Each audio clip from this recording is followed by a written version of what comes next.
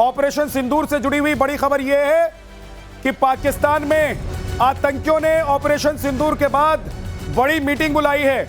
बहावलपुर में जैश के 200 से ज्यादा आतंकी एक जगह पर इकट्ठा हुए और इन्होंने मीटिंग की। मैदान में, खुले मैदान में, टेंट में मीटिंग की गई।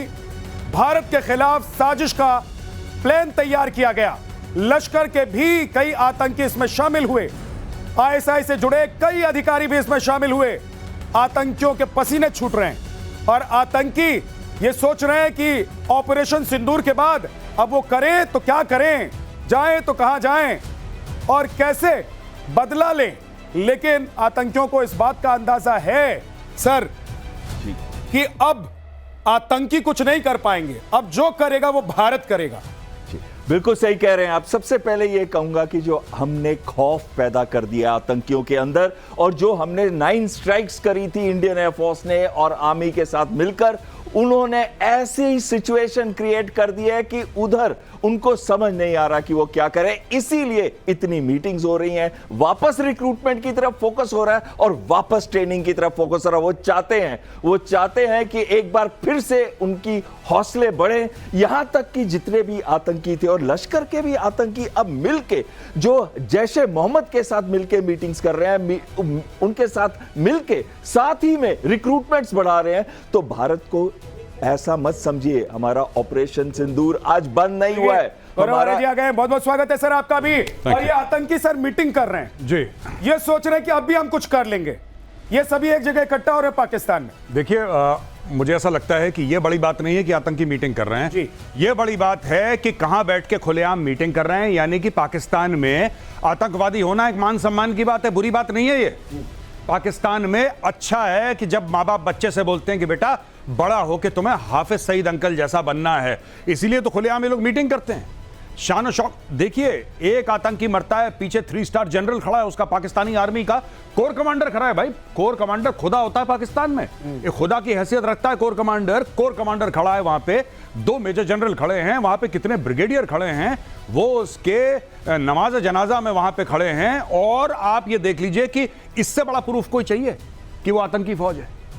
लेकिन एक बात यह है कि इन आतंकियों को यह समझ में आ गया है कि भाई अभी तक जो हम कर रहे थे उससे काम नहीं चल रहा है। बिल्कुल, और भारत छोड़ेगा नहीं। हमारा ऑप सिंदूर जो है वो कंटिन्यू है और अगर कोई भी ऐसी हरकत इन्होंने की तो उसका जवाब इतना सीरियसली दिया जाएगा कि हम डिफरेंशिएट नहीं करेंगे कि वो आतंकी है, कि वो मिलिट्री का लीडर है या मिलिट्री की इक्विपमेंट है। हम यहां पे अंदर से घुस के मारेंगे, बताएंगे और विश्व को भी जागृत करेंगे। ठीक है, आप इधर आ जाइए सर जी। मैं आधा जाता हूं इधर और पाकिस्तान को अब तीनों मिलकर हम यहां से जवाब देने वाले हैं। एक बड़ी खबर और बता देता हूं अपने दर्शकों को, ऑपरेशन सिंदूर से जुड़ी हुई बड़ी खबर है। पाकिस्तान के पीएम शहबाज शरीफ ने कबूल कर लिया है, उसका कबूलनामा सामने आ गया है कि भारत ने ब्रह्मोस से हमला किया था और धुआं कर दिया था। यह धुआं अब उनको समझ में आ रहा है। हालांकि तस्वीरें, दस्तावेज तो पाकिस्तान पहले ही भेज चुका है। सर एक बार सुन लेते हैं कि शहबाज, आप सोचिए कि शहबाज शरीफ जब ये कबूल कर रहे होंगे तो उनके दिल पर और उनके दिमाग में क्या चल रहा होगा और क्या बीत रही होगी। वो कह रहे हैं कि 9 से 10 मई की रात अटैक का जवाब देने का फैसला किया था। पाकिस्तान एयरफोर्स और पाकिस्तान आर्मी तैयार थी और फज्र की नमाज के बाद सुबह 4:30 बजे एक्शन की तैयारी भी थी। हमसे पहले ही भारत ने ब्रह्मोस मिसाइल से हमला कर दिया। अब ब्रह्मोस से रावलपिंडी एयरपोर्ट समेत कई इलाकों पर हमला किया गया। सर ये इनका दर्द धीरे धीरे निकल रहा है और ये समझ में आ रहा है कि भारत कह रहा था कि मारूंगा, लेकिन तब भी ये लोग समझ नहीं पाए, तब भी ये लोग नहीं भाप पाए कि भारत कब मारने वाला है। देखिए, मुझे तो ये समझ में नहीं आ रहा कि इन्होंने 4 दिन पहले तो इतना बड़ा जश्न मनाया था, वहां पे पार्टी करी थी कि हम जीत गए और ये खुद कह रहे थे कि भारत नहीं मार पाया। भारत ने करने की कोशिश करी, हमारे एयर डिफेंस ने भारत के इतने रफेल उड़ा दिए, इतनी बैलिस्टिक मिसाइल उड़ा दी, इतने ड्रोन उड़ा दिए, इतनी क्रूज मिसाइल उड़ा दी। ये सारी की सारी स्टोरी करने के बाद ही तो इन्होंने जनरल से उसको फील्ड मार्शल बनाया था, आसिम मुनीर को। अब ये आसिम मुनीर के बैठे बैठे ये बोल रहे हैं कि साहब मार्शल की फील्ड मार्शल, वही आप कुछ कह लीजिए, फील्ड ही है वो। लेकिन अब ये कह रहा है कि साहब हमने बोला कि फजर की नमाज के बाद हम लोग एक काम करेंगे, पहले नमाज पढ़ लेंगे, उसके बाद हम लोग अटैक करेंगे भारत को। लेकिन भारत ने उसके पहले अटैक कर दिया। अरे अगर भारत ने बोल भी दिया ऐसा या कर भी दिया भारत ने ऐसा, मानिए कि आप कह रहे हैं चलिए भारत ने अटैक कर दिया, ये पब्लिकली खुद की बेइज्जती करने वाली बात है भाई। ये कोई बोलने वाली चीज होती है? हमने बोला था हम अटैक करें, लेकिन पहले भारत ने 4 थप्पड़ मारे और भारत निकल लिया वहां से। ये कोई पब्लिकली एडमिट करने वाली बात नहीं होती है। खुलेआम अपने आर्मी चीफ के सामने ये सब बोल रहा है। सर ये कहीं उन लोगों को भी तो जवाब नहीं दे रहे जो इधर से कह रहे हैं कि कहां मारा कहां मारा कहां मारा। बिल्कुल, एक बहुत ही अच्छी चीज इन्होंने बोली जो कि बिल्कुल गलत है। इन्होंने कहा कि हम नमाज पढ़ रहे थे जब उससे पहले इन्होंने हमला कर दिया। लेकिन एक बार पहले इनकी स्टेटमेंट आई थी कि मैं स्विमिंग कर रहा था, अगर आपको याद रहे। तो ये क्या कर रहे थे, ये इनको ये खुद याद नहीं है कि वो स्विमिंग कर रहे थे कि वो नमाज पढ़ रहे थे। और दूसरी चीज, इन्होंने बदला लेने की कोशिश की थी 8 और 9 की रात को, और इन्होंने ही एस्केलेट किया था मिलिट्री और सिविल टारगेट्स के ऊपर। हमने तो उसका जवाब दिया था, हमने उस स्केल पे भी जाके डोमिनेट किया था, और तब हमने ब्रह्मोस मिसाइल छोड़ी थी इनके ऊपर। तो ये कैसे झूठ बोल रहे हैं? ये तो बिल्कुल झूठ बोल रहे हैं। यानी कि इन्होंने कोशिश की, हमारी ढाल जो थी इंटीग्रेटेड एयर डिफेंस सिस्टम की, उसने उनका एक भी ड्रोन, एक भी मिसाइल 400 से ऊपर मारे थे उन्होंने पहले दिन ही, 8-9 की रात को। पाकिस्तान की तो सर ये फितरत रही है कि सच बोलते बोलते झूठ बोल देना, और झूठ बोलते बोलते थोड़ा सच कहीं निकल जाता है। ये पाकिस्तान की फितरत रही। लेकिन एक और बड़ी खबर, ब्रह्मोस मिसाइल को लेकर प्रधानमंत्री नरेंद्र मोदी ने क्या बोला है वो बता देते हैं। ब्रह्मोस ने दुश्मन के घर में घुसकर तबाही मचाई। ब्रह्मोस मिसाइल ने दुश्मनों को सीने में कैसे जख्म दिए और सोने तक नहीं दिया, ये आज प्रधानमंत्री नरेंद्र मोदी बता रहे थे। और पाकिस्तान का दिल फिर से धड़क रहा था। धड़क क्यों रहा एक बार फिर से पाकिस्तान का दिल, क्यों कमजोर पड़ने लगा है दिल, वो भी आपको बताएंगे। लेकिन जरा सुन लीजिए प्रधानमंत्री नरेंद्र मोदी ने आज क्या कहा है। लेकिन इंडिया की ताकत भी देखी है। हमारे भारतीय हथियारों ने, ब्रह्मोस मिसाइल ने दुश्मन के घर में घुसकर तबाही मचाई। जहां टारगेट तय किया वहां धमाके किए। ये ताकत हमें आत्मनिर्भर भारत के संकल्प से मिली है।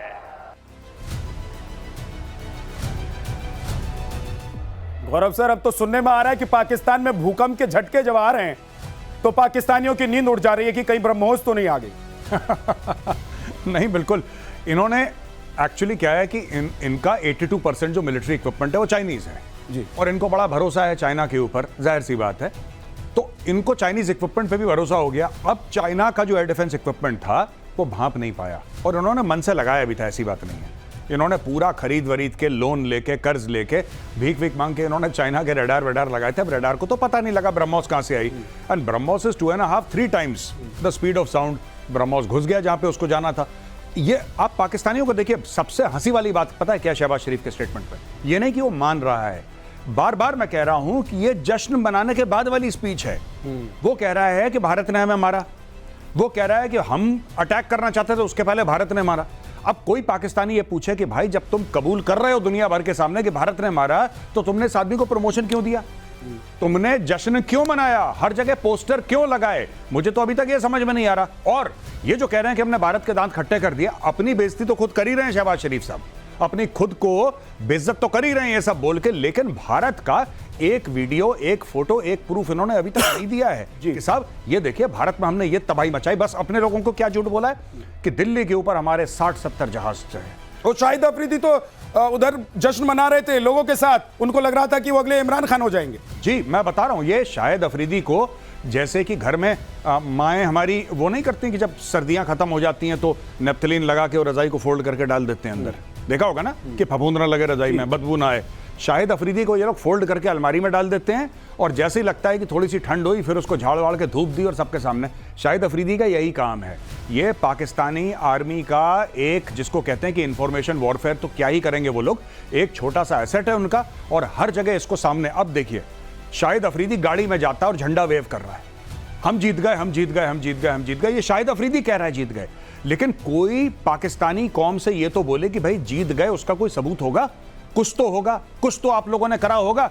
कोई एक फोटो होगी भारत से, कुछ आपके सैटेलाइट, चाइनीज की सैटेलाइट, आपके इतने अच्छे दोस्त हैं, चाइना की सैटेलाइट ने कुछ तो आपको दिया होगा कि साहब ये ठीक है, आप गए थे, आपने पंजाब में बम मारा, पंजाब में एयरबेसिस तबाह कर दिया आपने, तो उसकी ये फोटोग्राफ है। चाइना के पास सैटेलाइट नहीं है, एक इनके पास है नहीं। ये पता नहीं कौन सी स्टोरी सुना रहे हैं जी।